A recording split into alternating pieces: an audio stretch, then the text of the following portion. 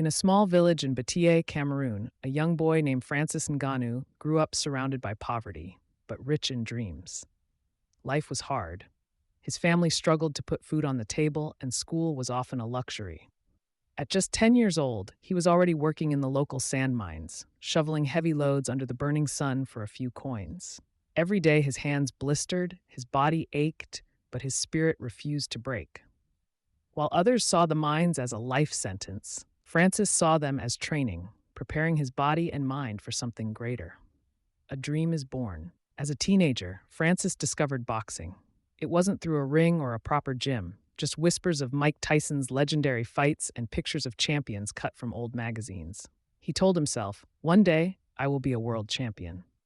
But in Cameroon, opportunities for boxing were scarce. The facilities were poor, the coaches few, and the money non-existent.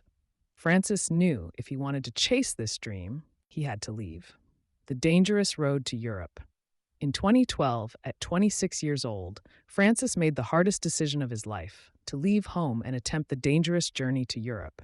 He had almost nothing, no real savings, no connections, just a backpack and a dream. From Cameroon, he traveled to Nigeria, then to Niger, and finally reached the edge of the Sahara Desert.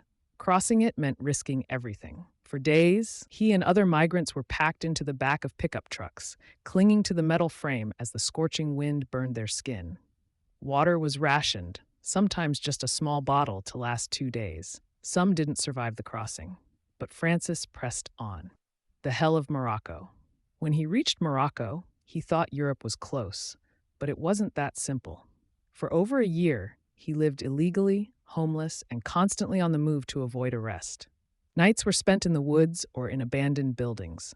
Food was whatever he could find or what strangers offered. To reach Europe, he had to cross from Morocco into Spain, through the dangerous waters separating Africa from the Canary Islands. Multiple attempts failed. He was caught and sent back to Morocco, but each time he tried again. Finally, Europe. After several failed attempts, Francis finally made it to Spain. He arrived with no money, no friends, and no English or French to navigate his new reality. But he didn't stop. His next destination was Paris, France, the city where he believed his boxing dream could come alive. At first, Paris was another battle.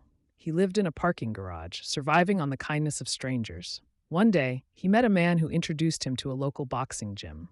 There, a coach saw something special in Francis, his raw power, his